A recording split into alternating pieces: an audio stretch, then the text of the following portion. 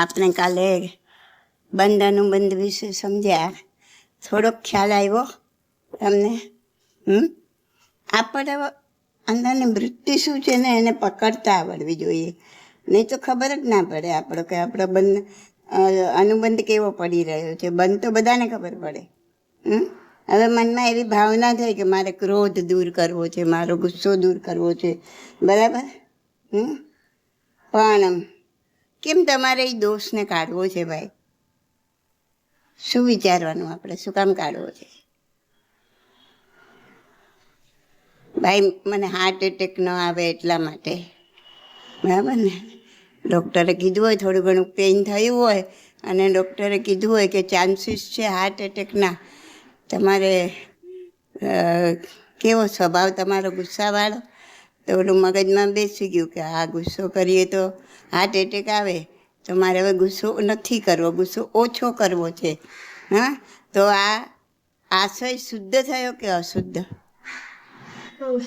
અશુદ્ધ, બરાબર. આશય એનો અશુદ્ધ થયો એટલે અનુબંધ કેવો પડશે? અનુબંધ કેવો? પાપનો. તો એનો બંધ સાચો પણ અનુબંધ ખોટો. આમ દરેક વાતમાં આપણે અનુબંધને આપણને પકડતા આવડવું જોઈએ, સમજતા આવડવું જોઈએ, અને તો જ આપણે દુર્ગતિથી બચી શકીએ.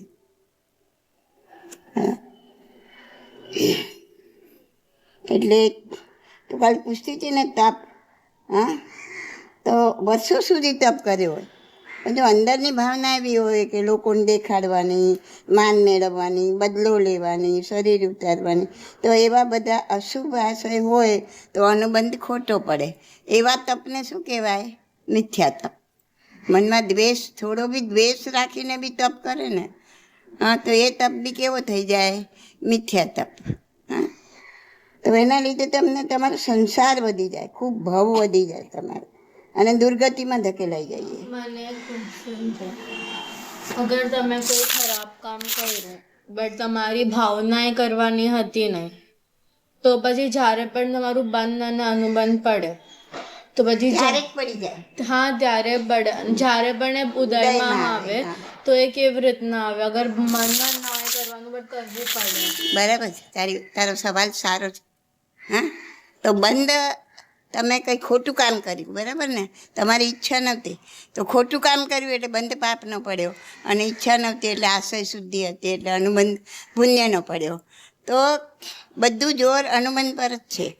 હવે બંધ પાપનો પડ્યો એટલે પાપ ઉદયમાં આવશે, ગરીબાઈ મળે, દરિદ્રતા મળે, કદરૂપું શરીર મળે, કોઈ બીજી પ્રકારનું દુઃખ મળે. પણ એમાં ઓલો અનુબંધ શુભ છે તો એમાં પણ તમને વૈરાગ્ય જાગે, ધર્મ સૂજે, ધર્મની રુચિ થાય, તમે એમાં આગળ વધો, અને એના લીધે તમને હવે આગળ સદગતિ મળે, અને ઉત્તરોત્તર આત્મા ઉપર ચડતો જાય. જો અનુબંધ ખોટો હોય ને તો એ આપણને અહંકાર, ક્રોધ, માન, મદ, આ બધા આવું બધું કરાવશે. મદ એટલે બી અહંકાર જ કરવું, અને એના લીધે શું થશે? સંસાર વૃદ્ધિ થશે, દુઃખની હારમાળા ચાલુ થશે. અને એટલે જ કીધું છે ને બંધ કરતા અનુબંધી છે. તો એનાથી ઉલટું જે તે હમણાં પૂછ્યું કે બંધ પાપનો પડ્યો હોય અને ત્યારે પણ જો અનુબંધ પુણ્યનો પડે તો આ જીવ બાજી જીતી જાય. જીવ પછી ઉતરો, કારણ કે નવું કર્મ કેવું બંધાવવી તાકાત તો અનુબંધમાં છે, બંધમાં નથી.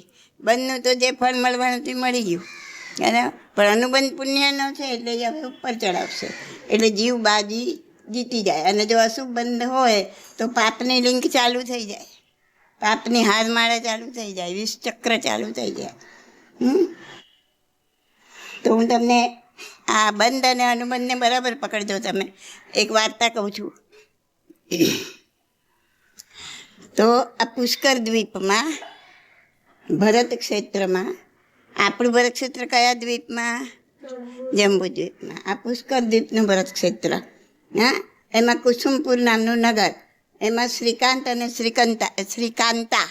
શ્રીકાંતા એ બંને પતિ પત્ની, અને ખૂબ ધર્મિષ્ઠ, શ્રાવક શ્રાવિકા બંને. એટલે બંનેને બંધ પુણ્યનો બધું જે બી ધાર્મિક ક્રિયા કહો, પૂજા સેવા કહો, પ્રતિક્રમણ કહો, જે બી કહો એ ધાર્મિક કાર્ય, સારું કાર્ય, પ્રવૃત્તિ બંને સાથે જ કરે અને બંનેને ફરક શું છે? સાધુ શ્રાવી, શ્રાવક શ્રાવિકામાં ફરક શું છે? સાધુ એટલે સાધુ બની ગયા, સંયમ લીધો એ સાધ્વીજી જે બની ગયા એ સંયમ લીધો. અને આપણે હજી સંસારમાં છીએ, સંયમ નથી લીધો એટલે આપણે શ્રાવક અને શ્રાવિકા કહેવાય. સંસારમાં છે એ શ્રાવક શ્રાવિકા, જેણે સંસાર છોડ્યો છે એ સાધુ અને સાધ્વી. એટલે એ સંસાર છોડ્યો એટલે ઘણા બધા પાપમાંથી બહાર નીકળી ગયા. હવે એમને કોઈ હિંસાના કાર્યો ઘણા બધા બંધ થઈ ગયા. પણ એવું નથી ને કે કેવળ જ્ઞાન મેળવવા માટે ચારિત્ર લેવું જ પડે? તમારે સગવડતા, અનુકૂળતા, ધ્યાન માટેની ને બધી ત્યાં વધારે મળે. પછી તો તમારી જેવી ભવિતવ્યતા નક્કી થઈ હોય એ પ્રમાણે તમને ચારિત્ર મળે. હવે તમારી ભવિતવ્યતા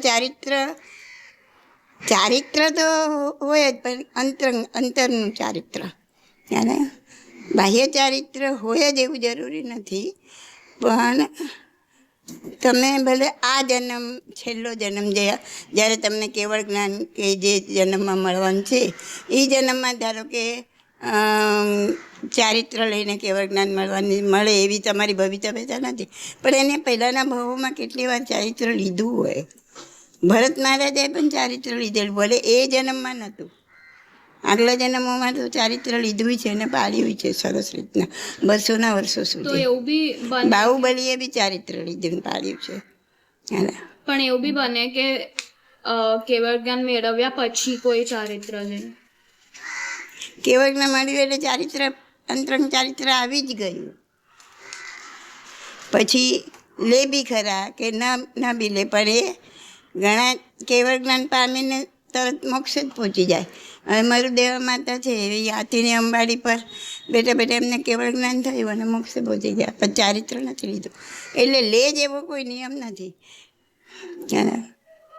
એટલે દરેક જીવનું બધું અલગ હોય, કોઈ નિયમ નથી કે આ જ રીતના થાય. એટલે જેવી ભવિતવ્યતા હોય એ પ્રમાણે થાય. અંતરંગ ચારિત્ર આવે તો કીધું જ છે ને ભગવાને કે તમે આ પર્વત જેટલા ઓગાન ડગલા દે એટલી વાર ચારિત્ર લીધેલું છે. પછી છેલ્લા જન્મમાં ચારિત્ર આવ્યું કે ના આવ્યું એની સાથે મોક્ષને લેવા દેવા નથી, કેમ કે તમે એ આરાધના કરીને બધું કરીને આવ્યા છો. એ કીધું ને આખો રૂનો ઢગલો તૈયાર જ છે, ખાલી એક ચિનગારી જ લગાવવાની છે.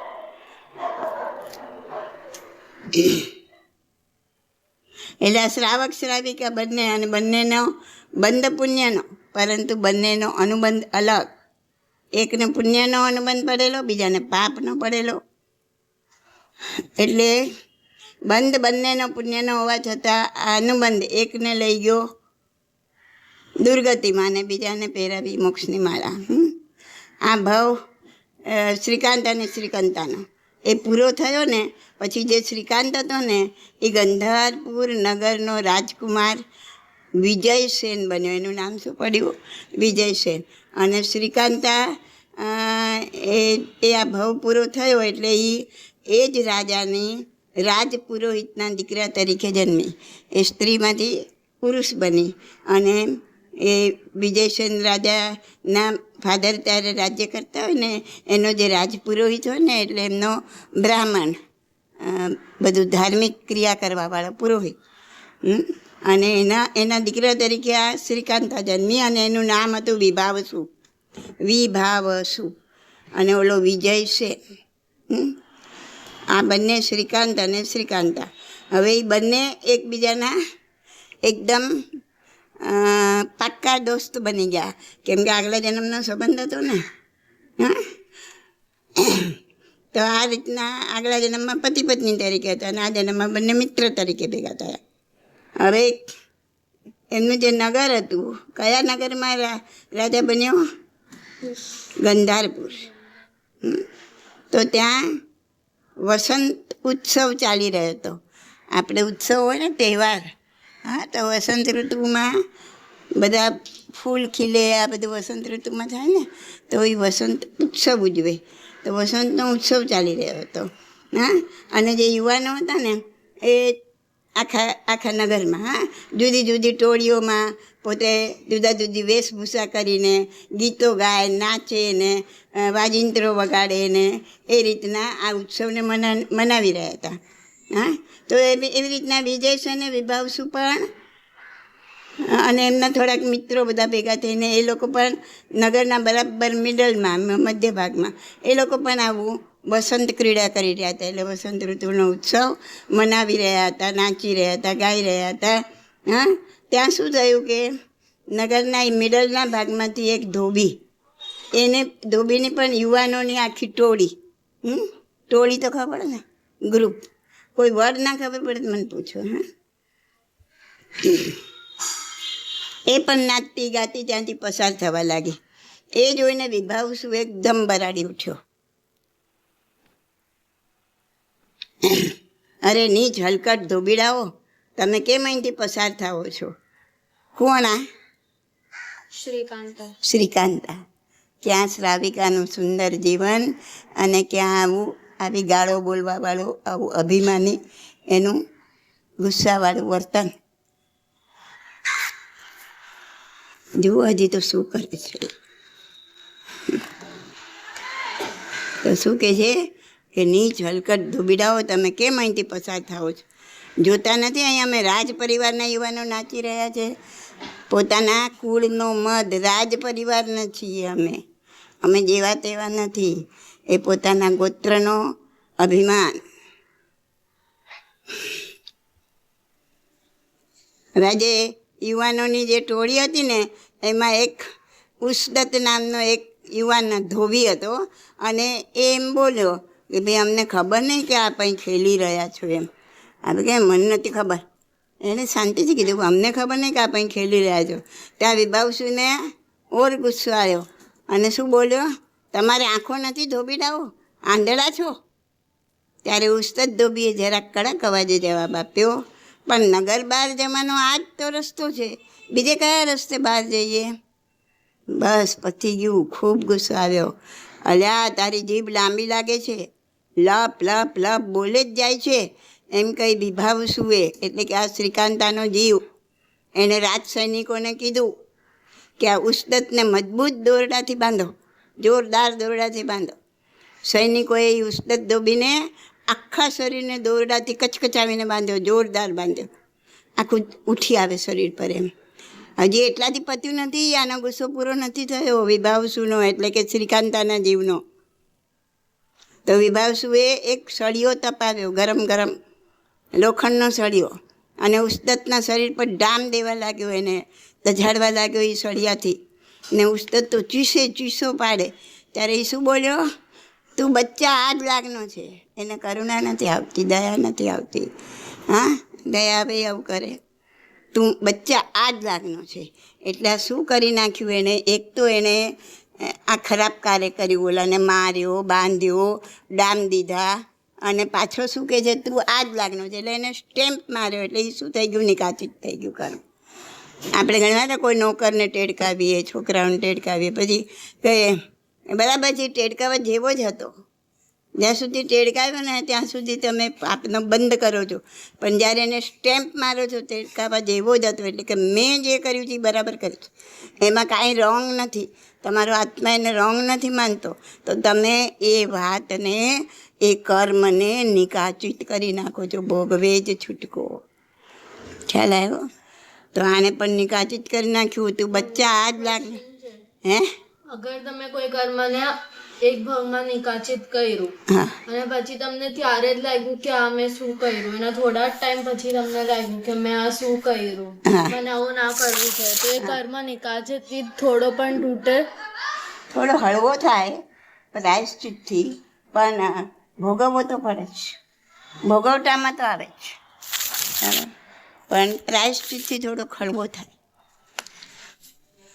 અગર નાની તમે કીધું કે નિગોદમાં જઈએ ત્યાં જે બી આપણા કર્મો હોય એ બધા ખપે. નિગોદ તો ખાલી ઇન્દ્રિયના કોઈ બી ભાવમાં જે નિકાચિત ન હોય, તો એ જે આપણે પાણી કાયના જીવ અને વાયુ કા એ બધાને રિલેટેડ કર્મ કરાય, ખાલી એ જ ખપે ત્યાં. કે બીજા બધા બી કોઈ કર્મ કર્યા હોય તો એ બી? એક ઇન્દ્રિયને યોગ્ય બધા ખપી જાય, નિર્જરા થાય, અને બીજા પણ કોઈ હળવા કર્મ હોય તો એને નિર્જરા થાય.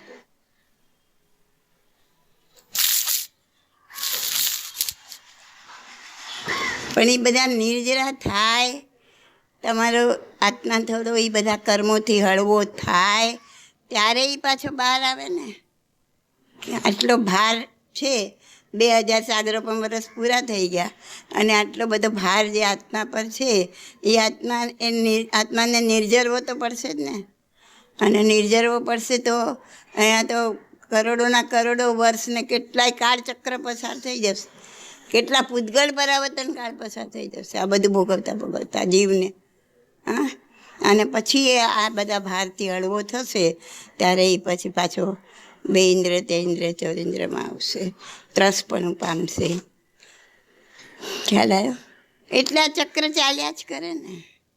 નહીં તો આ ચક્ર ક્યારનું પૂરું થઈ જાય. જો આ એક ભયમાં દીક્ષા લીધીને આપણે સાધના કરીને આપણે મોક્ષ થઈ જવાનું હોય. પછી નરકમાં આ બધા કર્મો ના ખપાય? મતલબ ખપે ને, પછી બીજા એવા જે ભારે કર્મો કરાય એ બધા નરકમાં ખપે. અમુક જ નિકાચિત કર્મો તો તમારા 1,00,000ની અંદર એવા 5-10 કર્મ જ હોય કે જે તમારે એ જ રીતના ભોગવે છૂટકો થાય. પણ એવું ફિક્સ થોડી છે કે કોઈના વધારે ઓછા બી તો હોય? નિકાચિત વધારે ઓછા હોય, વધારે ઓછા હોય. ઘણા આવી રીતના કેટલાય ભવોમાં બધા નિકાચિત હળવા હોય, ઓછું ગાઢ બનાવ્યું હોય તો એ જલ્દી ખપી જાય. એ નરકમાં બી ખપી જાય એવા કર્મો જે ખપવા જેવા. ત્યાં બી જો મેં તારી સાથે કોઈ નિકાચિત કર્મ બધા બાંધ્યું, હવે તું બી નરકમાં ગઈ ને હું બી નરકમાં ગઈ, બરાબર? હવે 4થી કે 5મી નરકમાં ગયા, 3 નરક સુધી જ પરમાધામી તમને તકલીફ આપે છે, દુઃખ આપે છે. એ પછી તો પરસ્પર છે, એકબીજાને કાપે છે, મારે છે, પછાડે છે, ઓલા સળગતા સળિયા સાથે આલિંગન કરાવે છે. તો આ બંને જે નિકાચિત હશે એકબીજાના તો એ ત્યાં બી પૂરા થશે ને, ત્યાં બી ભોગવીને પૂરા કરશે ને. તો પછી નરકમાં આપણે બે એકબીજાને આટલું બધું કર્યું છે તો એનું પાપ ન લાગે? ત્યાં ખાલી ભોગવો છો તમે, ભોગવીને અંદરથી પાછું બીજું રિએક્શન નથી આપતું તમને. હવે આ જે છે ઝાડ એ બધું અત્યારે એ ભોગવી રહ્યો છે. નહીં એવું નહીં, નરકમાં આપણો બેવનો જીવ છે સપોઝ, હા, અને ત્રીજી નરકના આગળ છે, મતલબ જ્યાં તો નવા કર્મો બાંધે, હા તો નવા કર્મ બાંધે. હવે અત્યારે શ્રી કૃષ્ણ મહારાજાનો જીવ, પછી કોનો શ્રેણિક મહારાજાનો જીવ, હવે એ નરકમાં છે, બરાબર? હવે એને તો ઓલો પરમાધામી કરવા મારવા આવે એની પહેલાં એમને તો ખબર છે, આ નારકીઓને ખબર પડી જાય કારણ કે બધા પાસે વિભંગ જ્ઞાન છે. તો કે આ મને મારવા આવે છે, આ મને હવે કાપશે, આ મને આમ કરશે, એટલે એનાથી દૂર ભાગે, ચૂસાચૂસ કરે, એનો પ્રતિકાર કરે, તો એ નવા કર્મો બાંધે છે. ખ્યાલ? જ્યારે આ જે જીવ છે બંને, આપણે તો ત્યાં બેને ઓળખીએ છીએ, એવા ઘણાય હશે, કેવડીના જીવો પણ હશે ત્યાં. તો એ લોકો બી જાણે છે પણ એ લોકો ક્ષમતા ભાવેનો સ્વીકાર કરે છે, એટલે નવા નથી બાંધતા. જે પોતે બાંધીને આવ્યા છે આગલા કોઈ અનેક જન્મો પહેલાંના પણ હોય, આગળના જન્મના પણ હોય, તો એ કર્મો આ પરમાધામી થ્રુ એમને ભોગવવાના છે, એ ક્ષમતા ભાવે ભોગવી લે છે, એનો સ્વીકાર કરી લે છે, એનો પ્રતિકાર નથી કરતા. પ્રતિકાર કરે તો નવા બાંધે. તો એ તો ત્રીજી નરક સુધી ને પછી ચોથી, પછી સામેમાંથી કોણ સામે દ્વેષના કિરણો નાખે છે પાછા એ કર્મો બાંધે. કારણ કે મનવાળા છે, મનવાળા પાણી બાંધે, મનથી જ બંધાય, મનથી છૂટે. જેને મન નથી એ ખાલી ભોગીઓની કહેવાય. એ જે જૂના કરેલા છે એ ભોગવે છે, નવા નથી બાંધતા.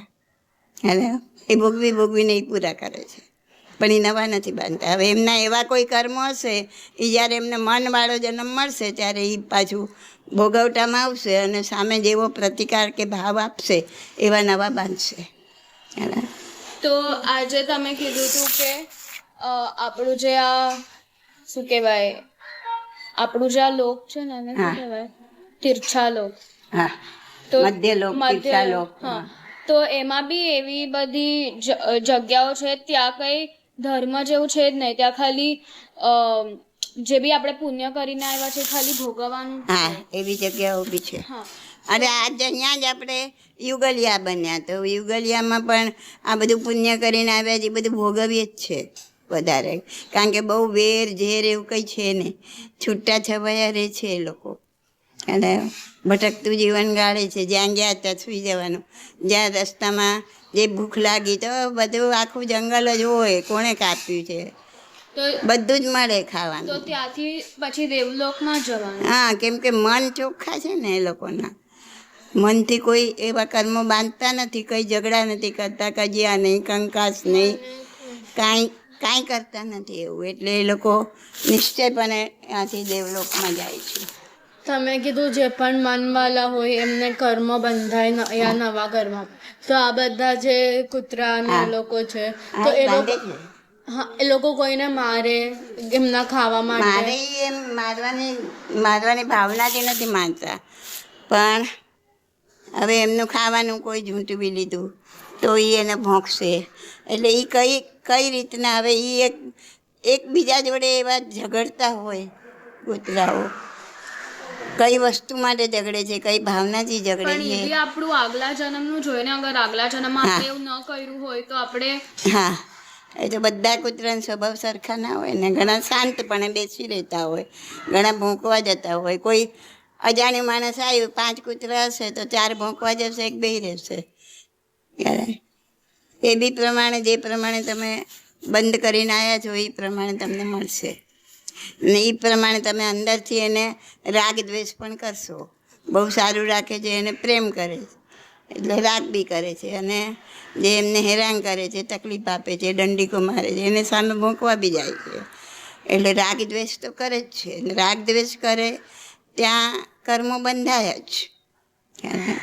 પણ એ લોકો આપણી જેમ આટલી મગજથી વિચારી નથી શકતા. આપણે તો વિચારીને કર્મ બાંધીએ છીએ, તો એવા કર્મ એ લોકો ના બાંધે. તો ખાલી પંચેન્દ્રિયો જીવને જ મન હોય? હા, મનવાળા પંચેન્દ્રિય જીવો, સંઘની પંચેન્દ્રિય કહેવાય એને. પંચેન્દ્રિય જીવો એ બધાને મન હોય એવું જરૂરી નથી. તો એવા જે સંઘની પંચેન્દ્રિય હોય, જે સંઘની પંચેન્દ્રિય હોય એ સંઘની શબ્દ લાગ્યો એટલે મન. ખ્યાલ આવ્યો?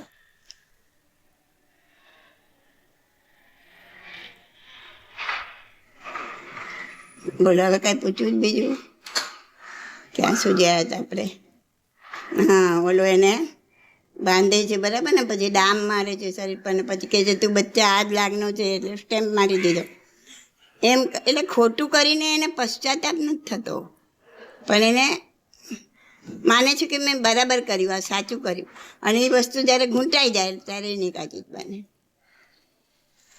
હવે પોતે એમ કહે છે કે તું બચ્ચા આજ લાગનો છે એમ કહીને પાછું ઉષ્દતના શરીર પર એને જે ડામ માર્યો હતો ને, એના જે ફોડલા ભરાઈ આવે ને એના પર એને ખાર ભભરાયો. ખાર મીઠા જેવો, મીઠું કેવું હોય ખારું ખારું, એવું આપણે આ પાપડ ખાર હોય તો એ બધા કેવા હોય? ખારા. તો મીઠું ભભરાવીને કેવી બળતરા થાય. તો એક તો ડામ માર્યું અને ઉપર ખાર ભભરાવ્યો. એટલે કેવી ચીસો પાડે, તમે વિચાર કરો. એક આટલું જીરીક કાંઈક આપણું થઈ જાય તો આપણે રાડોરાડને ચીસ પાડીએ છીએ. તો આને તો હદ બહાર કરી નાખી, કોઈ લિમિટ ના રાખી. એક જન્મની, આગલા જ જન્મની આટલી સરસ આખું જન્મ ધર્મક્રિયા કરવાવાળી શ્રાવિકા, અને અનુબંધ હશે પાપનો, આશય શુદ્ધિ નહીં હોય એટલે એને આ ઉદયમાં આવ્યું આ બધું. તો બધા જોઈને આમ ધ્રુજી ગયા જોવાવાળા બી. હા, પણ બધાને ખબર હતી કે આ વિભાવસુ તો રાજકુમારનો મિત્ર છે, એને બધા ઓળખતા હતા. હવે રાજકુમારના મિત્ર, હવે એની પાસેથી કોણ એને છોડાવે? પછી વિભાવસુએ શું કર્યું? ઉષ્દતને ખૂબ ત્રાસ આપીને પછી એને જેલમાં પૂરી દીધો. આ જ વખતે, એ જ વખતે આ વિભાવસુએ એટલે કે આ શ્રીકાંતાએ કૂતરાની પશુઓનીમાં જન્મવાનું આયુષ્ય કર્મ બાંધી લીધું. વિચાર કરો, એક જન્મની શ્રાવિકા અને બીજા જન્મનો આટલો સરસ રાજકુમારનો મિત્ર, અને હવે કયું આયુષ્ય બાંધી લીધું? કૂતરાની યોનિમાં જવાનું. મેં તમને કીધું હતું ને, એકવાર આયુષ્યનો બંધ પડી જાય પછી એ યોનિમાં જવું જ પડે. અને હવે આને અત્યારે આયુષ્ય કેમ બાંધી લીધું કૂતરાનું. આપણે બધા બહુ ચિંતા કરતા હોય, મને છેલ્લે ટાઈમે કોઈ નોકાર સંભળાવાળું નહીં હોય તો, મને આમ થઈ જશે તો, હું એકલો હોઈશ ને મને ફલાણું મારું મૃત્યુ આવી જશે તો, મારી જોડે કોઈ નહીં હોય તો હું કેવી ગતિમાં ચાલ્યો જઈશ. અરે તારી ગતિ કદાચ પહેલાં નક્કી થઈ ગઈ છે. આવા 8 વખત ચાન્સ આવે લાઈફમાં. સમજાયું તું ને? 8 વખતમાં, 1 વખતમાં, 7 વખતમાં, 1 વખતમાં પણ તમારું આયુષ્ય જે બંધાઈ ગયું છે એમાં હવે કોઈ ફેર નથી પડવાનો. પછી તને 50 જણ સામે ઊભા રહીને ને બીજા 10-15 સાધુ સાધ્વીઓ આવીને બધા તને નોકાર બી સંભળાવશે, ધર્મ બી સંભળાવશે, છતાં પણ તે જે આયુષ્ય બાંધી લીધું છે પહેલાં એમાં તારે જવાનું જ છે. અને એવા જ ભાવ ઉત્પન્ન થાય. જવાનું હોય ને જે યોનિમાં, એના 48 મિનિટ પહેલાં એમ કહે છે કે ત્યાંની લેસ્યા લેવા આવે. ત્યાંની લેસ્યા લેવા આવે એટલે શું? જે ભાવમાં જવાનું છે એ ભાવ જેવા ભાવ ઉત્પન્ન થાય. કૂતરામાં જવાનું છે તો કૂતરા જેવા ભાવ ઉત્પન્ન થાય. મતલબ આપણે જ્યારે મરવાના હોય એના 40. હા, તમને ક્યારે વાંચશો ત્યારે તમને વાંચવામાં આવશે કે જે મરતા પહેલાં જે યોનિમાં જવાનું હોય ત્યાંની લેસ્યા લેવા આવે. એટલે લેસ્યા એટલે એ ભાવ. તો એ ત્યાંની લેસ્યા લેવા આવે એટલે શું? દેવગતિમાં જવાનું હોય તો દેવના જેવા ભાવ થાય, એવા ભાવ ઉત્પન્ન થાય. નરક ગતિમાં જવાનું હોય તો નરક જેવા ભાવ ઉત્પન્ન થાય કૂતરાની ગતિમાં, અને તમને એ યોનિમાં ખેંચી જાય. ભાવ ઉત્પન્ન થાય એટલે ભાવ અંદર એ મનમાં એ પ્રકારની શું કહેવાય, આપણે જેમ કંઈ જોઈને આપણે કોઈ સારા ભાવ ઉત્પન્ન થાય છે, ક્યારેક ખરાબ ઉત્પન્ન થાય છે. તો આ કૂતરાના કેવા હોય? ભોંકવાના ભાવ હોય, માંસાહાર ખાવાના ભાવ હોય. તો એવા ભાવેને એ યોનિમાં જવાનું હોય, જે યોનિમાં જવાનું હોય એવા ભાવ ઉત્પન્ન મનુષ્ય પછી મનુષ્યનો જ થાય. જન્મ હોય તો થયો ને આનો? થયો, બટ હા, તો કેવા ભાવ? તો એને કયા પ્રકારના મનુષ્યમાં જવાનું છે? કસાઈમાં જવાનું છે, કોઈ સારી કોઈ એમાં જવાનું છે, તો એ પ્રમાણેના ભાવ ઉત્પન્ન થાય. એને એ લેસ્યા લેવા આવી કહેવાય. શું સમજાવતી હતી હું તમને? હા, તો કોઈ દિવસ એવું વિચારવી નહીં કરવાનું કે મને મરતી વખતે કોઈ નૌકા નહીં સંભળાવે તો તમે આખી જિંદગી નૌકા ગણવાનું શરૂ કરો. તમે એમ જ સમજો કે આ બીજી ઘડીએ મારું મોત છે. અત્યારે આ ઘડીએ મારું હું શ્વાસ લઉં છું, પણ બીજો શ્વાસ પછી હું ત્રીજો શ્વાસ કદાચ ના પણ લઈ શકું. તો તમારો એવરી મોમેન્ટ તમારી અંદરમાં તમે નૌકારને રમતો રાખો તો એ નૌકાર મંત્ર તમે તમારી એન્ડ ટાઈમે પણ આવવાનો જ છે, કારણ કે ઇટ ઇઝ હેબિચ્યુઅલ. હવે તમને એની હેબિટ પડી ગઈ. તમને એવરી કંઈ પણ છે તમને નૌકાર જ યાદ આવશે, કોઈએ યાદ નહીં કરાવવું પડે, અને એ અંદરથી આવશે. ચાલો, અને એટલી વાર તમારા બીજા અશુભ કર્મ બી નહીં બંધાય, એ શુભ કર્મ બંધાશે. તો તમારું કલ્ટિવેટ તમે જાતે કરો, તમારું ખેતર જાતે ખેડો. કોઈના પર શું કામ આખી જિંદગી ભરોસો રાખીને બેસી રહો છો કે કોઈ અંત સમય આવે ને મને આમ સંભળાવે ને મને આમ કરે ને મને સમાધિ આપે ને મને સદગતિ મળે? અરે આખું જીવન મળ્યું સાધના કરો તો સાધના કરવી નથી. પછી અંત સમય ખુદ ભગવાન આવશે તો તને કાંઈ નહીં કરી શકે. તો તું આજથી જ કલ્ટિવેટ કરવાનું ચાલુ કર ને, કેમ કે કંઈ ભરોસો નથી. ખબર નથી કે હું 50 વર્ષ જીવીશ કે 60 વર્ષ જીવીશ કે 5 વર્ષ જીવીશ કે 5 કલાક જીવીશ, એ તો કોઈને ખબર નથી. તો પછી આ જ ક્ષણથી જાગૃત થઈ જા ને, આ જ ક્ષણથી તું તારામાં અવેરનેસ લાવી દે ને કે મારે નૌકાર મંત્રનું સ્મરણ, એમાં તો કાંઈ ટાઈમની જરૂર નથી. ખ્યાલ આવ્યો? કોઈ બાધા એને નડતી નથી નૌકાર. તમે ગમે તેવા હોય, તમે નાહ્યા હોય કે ના નાહ્યા હોય, નૌકાર મંત્ર ગણી શકાય હૃદયમાં. તમે કોઈ પણ કન્ડિશનમાં નૌકાર મંત્ર ગણી શકો. હોસ્પિટલમાં પથારીમાં સૂતા હોય તો એ ગણી શકો. તો એ કાર્ય ચાલુ જ કરી દેવાનું અંતરમાં. આ કંઈ એમાં જરૂરી નથી કે સામાયિક કરીએ ત્યારે જ નૌકાર ગણાય, એવું જરૂરી નથી. અમે તો કંઈ સમજતા નહોતા ને કંઈ જાણતા નહોતા. ત્યારે આ સંસ્કાર જ હતા કે એવરી મોમેન્ટ નોકર ચાલુ જ હોય મનમાં. બીજા કોઈ વિચાર આવે કંઈ કરવાનું હોય એટલી વાર, કારણ કે નાનપણમાં તો બીજી કોઈ જવાબદારીઓ પણ ના હોય ને. મોટા થયા તો પછી ઘણી બધી જવાબદારીઓ આવી જાય, ધંધાની જવાબદારી હોય, આ જવાબદારી હોય, ઘરની જવાબદારી હોય, તો એના માટે બી બીજા વિચારો આવે બીજા વાર. પણ નાનપણમાં તો એવું બધું કંઈ હોય જ નહીં. તો તમે મેક્સિમમ નોકર અત્યારે ગણી શકો. અને બધા તો ઉંમર થાય ત્યારે ઉંમરવાળા ગણે.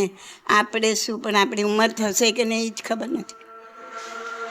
તો જે મળ્યું છે એનો ઉપયોગ નહીં કરો અને પછી કહો મને આમ થાય મને તેમ થાય, તો કાંઈ ના થાય. તો આવું ડરવાનું બી નહીં, ગભરાવાનું બી નહીં. અને તમે એમ માનો છો કે આપણે એમ માને છે ઘણા કે હું એકલા તો મને કોણ આમ કરશે. અરે મારી પાસે એવા મારા રિલેટિવ્સમાં ને વગર રિલેટિવ્સમાં એટલા બધા દાખલા છે કે ઘરમાં 5 જણ હોય, 10 જણ હોય, પણ જ્યારે એ વ્યક્તિનો એન્ડ ટાઈમ આવ્યો ત્યારે કોઈ ક્યાં જતું રહ્યું, કોઈ ક્યાં જતું રહ્યું, કોઈ બાજુમાં હતું, બાજુની રૂમમાં હતું, પણ 2 ક્ષણની અંદર હજી તો આત્મા ઉડી ગયો, આમ બેઠા હતા ને ખબર ના પડે. તો કોઈ શું કરી શક્યું? કોઈ 10 જણ હતા ઘરમાં તો કોઈ નોકર આપી શક્યું? એટલે બધું ભૂલી જાઓ. કોઈ આમ કરશે એ વસ્તુ જ ભૂલી જાઓ અને તમે તમારું કલ્ટિવેશન કરવાનું ચાલુ કરી દો.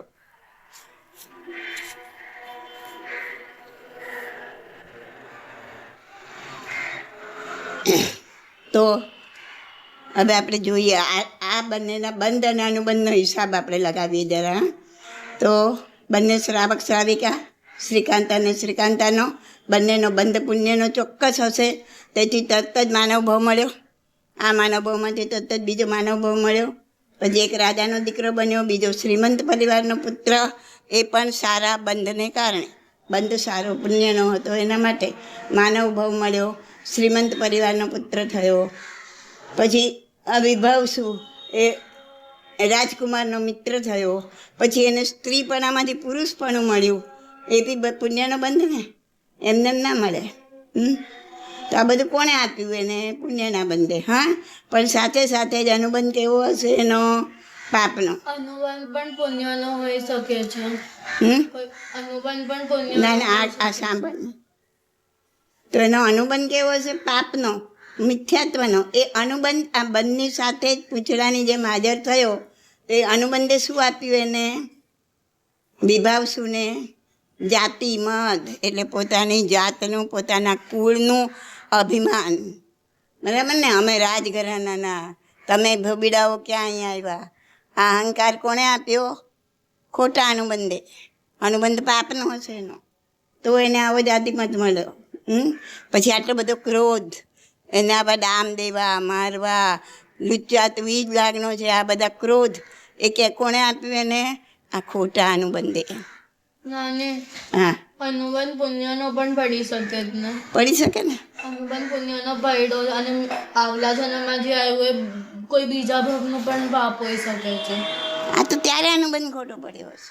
આ તો આપણે જાણીએ છીએ ને કે આ બંને સાથે સાથે આટલું સરસ ધાર્મિક ક્રિયાઓ કરતા હતા. બંધ પુણ્યનો હતો અને આ અનુબંધ એનો પાપનો હોવો જોઈએ, ક્યારનો પણ. હા, કે જેથી આને આવું બધું મળ્યું. મને ક્વેશ્ચન છે, રાગ અને કરુણામાં ડિફરન્સ શું?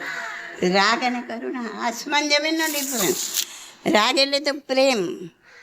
તારા વગર મને ગમે જ નહીં, હું રહી જ ના શકું, ખૂબ તારા ઉપર ઓલું થઈ ગયું મને, ખ્યાલ તો એ રાગ.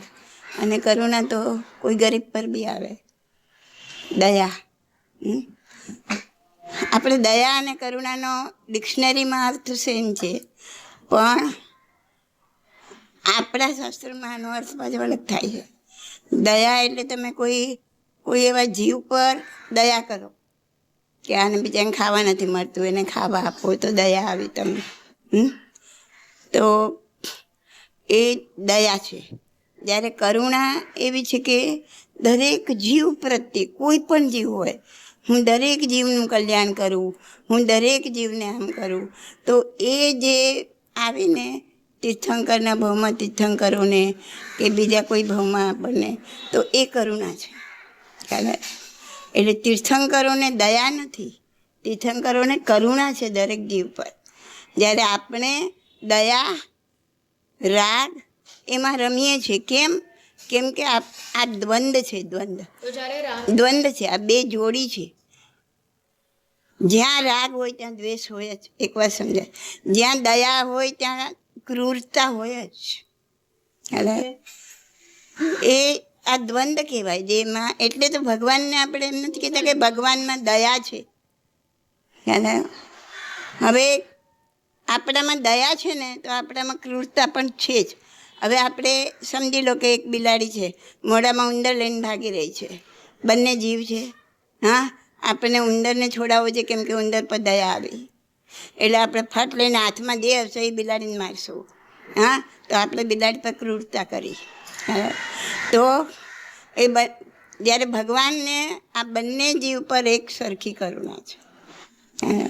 તો કરુણા વસ્તુ આપણા શાસ્ત્રમાં અલગ છે. ડિક્શનરીમાં તો દયાનો અર્થ કરુણા આપેલો હશે. પણ આ બધા દ્વંદ્વ છે. જ્યાં પાપ છે ત્યાં પુણ્ય પણ છે, જ્યાં પુણ્ય છે ત્યાં પાપ પણ છે. દ્વંદ્વ એટલે બે વસ્તુ સાથે જ છે. એટલે એક અંદર છુપાયેલી છે તો એક બહાર આવે છે. તો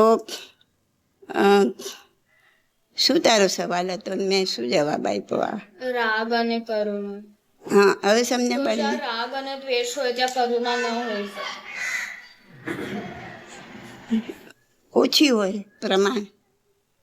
અને જ્યાં રાગ અને દ્વેષ સાવ નિર્મૂળ થઈ ગયા ત્યાં કરુણા એકદમ હાઈ લેવલ પર આવી જાય. ધીમે ધીમે ગ્રો થતી હોય. ઓલું ક્યાંક હોય ક્યાંક ન પણ હોય કરુણા. આપણે મનથી માનતા હોય કે હું તો બહુ દયાળુ, હું તો જઈને હું તો આમ ન કરું. પણ આવું આપણે કરતા જ હોઈએ છીએ. જે મેં હમણાં બિલાડીનું ઉદાહરણ આપ્યું એવા 1000 ઉદાહરણ મળશે કે આવું આપણે કરતા જ હોઈએ છીએ. આવા 1000 દ્વંદ્વ પણ છે, એક દ્વંદ્વ નથી. 1000 દ્વંદ્વમાં, હજારો દ્વંદ્વમાં આપણે જીવી રહ્યા છીએ. એનું લિસ્ટ કાઢીએ ને તો કંઈ પાર ના આવે.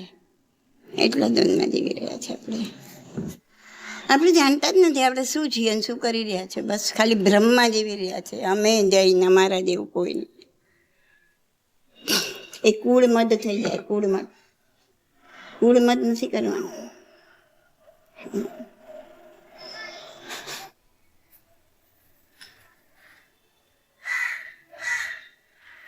તો ક્યાં આવ્યા હતા આપણે? આ બંનેનો બંધ અને અનુબંધ આપણે જોઈ રહ્યા છે ને.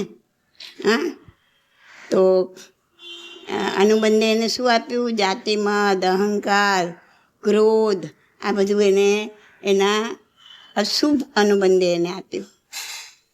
ને એને કારણે કૂતરાની પશુઓનીમાં જવાનું કર્મ બાંધ્યું એને. એટલે દુર્ગતિમાં ફેંકાઈ ગયો ને. ક્યાં ધર્મમય શ્રાવિકાનું જીવન અને ક્યાં સુખ વૈભવ પામેલો વિભાવશું અને ક્યાં દુઃખમય કૂતરાનું જીવન, ક્યાંથી ક્યાં પહોંચી ગયો તે સમજો. હવે આ છે ને, આ તે હમણાં સવાલ કર્યો ને કે એના આગલા જન્મનું હશે આમ, એ વાત બરાબર છે.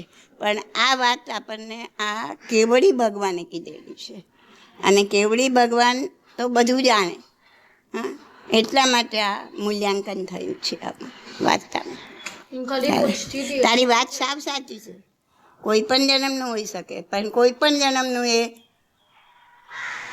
અનુબંધ એને ખોટો પાડ્યો હોઈ શકે. ચાલો, કારણ કે આ બધું સારું મળ્યું અને સામે આવો ક્રોધ, નાગ જેવો, કાળા નાગ જેવો ક્રોધ મળ્યો એટલે અનુબંધ ખોટો છે. એને દુર્ગતિમાં ફેંકી દેશે. તો પછી એકવાર અનુબંધ ખોટો પડ્યો, હા, પછી બધી દુર્ગતિ તો આવી જશે. તો પછી આત્મા ઉપર ચડશે જ નહીં. ના, ક્યારેક પાછું એને એમ થશે, દેવી ભવિતવ્યતા પ્રમાણે એ પાછું ઉપર ચડશે. પણ એકવાર ગબડ્યા એટલે બહુ ગબડવું પડે. તો ગૌતમ ભગવાનને એક આ અનુબંધ ખોટો પડ્યો કે પોતે આટલું અણસણ તપ કર્યું, આટલો બંધ શુભ હતો, પણ આ જે મનમાં ભાવના આવી ગઈ, ખોટી આવી ગઈ. તો બાકી બધું શુભ વધારે હતું અશુભ તો હાવ એક ટીપા જેટલું હતું. તો એ માછલાનો બહુ કરીને પાછો એમના હાથના ઉપર ચડવા લાગ્યો. એટલે તમે કેવું કઈ ગતિથી કેટલું શું બાંધ્યું છે ને એના પર આ બધું આધાર. હવે અત્યારે આપણે આ બધું સમજીએ છીએ કે હવે શ્રાવિકાના ભાવમાં જ્યારે આ શ્રીકાંતા હશે ત્યારે આ બધી કદાચ સમજ આવી પણ હશે, બધું જાણ્યું પણ હશે કે આ રીતના બંધ હોય, આ રીતના અનુબંધ હોય. જેમ આપણે અત્યારે જાણીએ એમ એને પણ જાણ્યું હશે. પણ આ અનુબંધ ખોટો પડ્યો એટલે આ જે ભાવ મળ્યો એ ભાવમાં બધી સુખ સગવડ બધું મળ્યું, પણ ઓલું જ્ઞાન નથી મળ્યું. અને એટલે એ આ રીતના એનું વર્તન થયું. હજી આખી વાર્તા સાંભળશું ને એમાં આખા જીવનનો સાર આવી જશે આ વાર્તા. એટલું બધું જાણવાનું છે આ વાર્તામાં. આપણને આ બધું ખબર નથી તો ત્યાં સુધી અગર આપણો અનુબંધ ખોટો છે, પણ જાણ્યા પછી અગર આપણો અનુબંધ સારો થવા લાગ્યો તો બી જે પહેલા થયું છે એ તો ભોગવવું. હા, એ તો ભોગવવું જ પડે, એ તો ભોગવવું જ પડે. મનમાં પ્રાયશ્ચિત લેતા જઈએ. થોડો ફરક પડે, અંશ માત્ર જેવો, 5% જેવો, 10% જેવો, પણ 90% તો ભોગવવું જ પડે. નવું ના થાય. પ્રાયશ્ચિત જો અંતરથી થયું તો હવે નવું નહીં થાય. ખ્યાલ આવ્યો? અને નવું ન થાય તો જ પ્રાયશ્ચિત થયું કહેવાય. તમે આ ભાવમાં તમને સમજણ પડી અને પાછું તમે નવું એ જ ચાલુ રાખ્યું તો એ પ્રાયશ્ચિત થયું જ નથી. બટ અગર આપણે ધ્યાન ને બધાથી પણ એ બધું જે થયું છે એને ઓછું કરતા શકીએ. હા, હળવા કર્મો જે છે ને એ ધ્યાનને એનાથી કાપી જાય. એટલા માટે તો કીધું છે કે આ મનુષ્ય જન્મ જ એક એવો છે કે તમે આ ધ્યાનથી, કૌશકથી, ધ્યાનથી અને સ્વાધ્યાયથી આ બધી નિર્જરા કરી શકો છો. બાકી તો કોઈ જન્મમાં તમે જાણશો તો બી નિર્જરા નહીં કરી શકો. દેવ જાણે તો બી નિર્જરા ના કરી શકે, કારણ કે એનું મન એટલું હાઈ લેવલ પર જઈ જ ના શકે. પણ દેવનું મન એટલું હાઈ લેવલ પર ગયું છે એટલે તો દેવનું મન હાઈ લેવલ પર નથી ગયું, એનું પુણ્ય હાઈ લેવલ પર ગયું છે એટલે એને દેવનો ભાવ મળ્યો. આનું પાપ હાઈ લેવલ પર ગયું તો એને નરકનો ભાવ મળ્યો. પણ મન તો મનુષ્ય સિવાય કોઈનું, મનુષ્ય જેટલું હાઈ લેવલ પર કોઈનું મન જઈ ના શકે. જો આપણે મનુષ્ય છે, આપણી પાસે અવધિજ્ઞાન નથી, પણ જે નરકમાં છે એ લોકો પાસે અવધિજ્ઞાન છે, તો મતલબ વિભંગ છે તો બી છે, તો એ લોકો પાસે એટલું પુણ્ય બી હોવું જોઈએ કે એ લોકોને હા, આટલું લાંબુ આયુષ્ય મેળવવા માટે પુણ્ય તો જોઈએ ને. નરકનું આયુષ્ય કેટલું, મનુષ્યનું એટલું નથી. આપણું નથી અત્યારે, આપણું એવરેજ 100 ગણે. ત્યારે એમને હાઈએસ્ટ 33 સાગરપમ જેટલું પણ આયુષ્ય મળે. તો આટલું 100 વર્ષનું આયુષ્ય ભોગવવા માટે બી કેટલું પુણ્ય જોઈએ. તો આટલું બધું આયુષ્ય ભોગવવા માટે પછી વૈક્રિય શરીર છે, તો એવું શરીર મેળવવા માટે એ બધા માટે એમને પુણ્ય જમા કર્યું હોય. પણ સામે જે પાપ ક્રિયાઓ બધી કરી છે એ ભોગવવા માટે એમને નરકમાં જવું પડે. જ્યાં પાપ હશે ત્યાં પુણ્ય પણ હશે. હા, દ્વંદ્વ છે, દ્વંદ્વ છે, એ બે રહેવાનું જ છે. તમે એકલું પુણ્ય જ નથી કરી શકવાના, જોડે પાપ કરવાનું. એકલું પાપ બી નથી થવાનું, જોડે પુણ્ય કરવાના જ.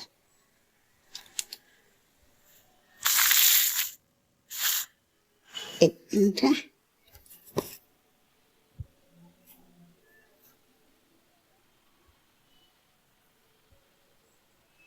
તો ક્યાં ધર્મમય શ્રાવિકાનું જીવન.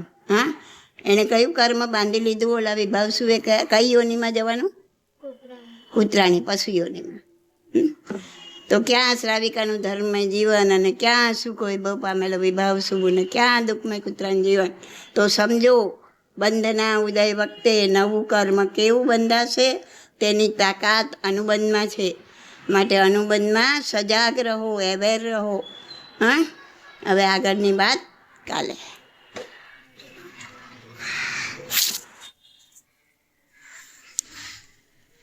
કાંઈ પૂછવું છે?